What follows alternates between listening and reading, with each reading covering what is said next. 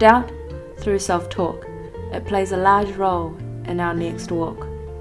While today I may be happy with what I do, tomorrow I have another idea of what's good.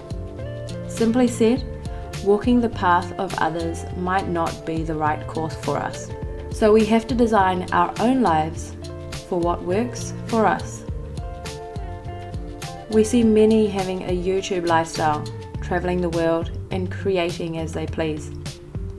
We see many creating widgets, merely improving on an existing idea. And while it might all look like fun and games, we're all the same, doing our part to pay our bills and venture our way. Our way to greatness will set us free. So we have to design our own lives for what works for us.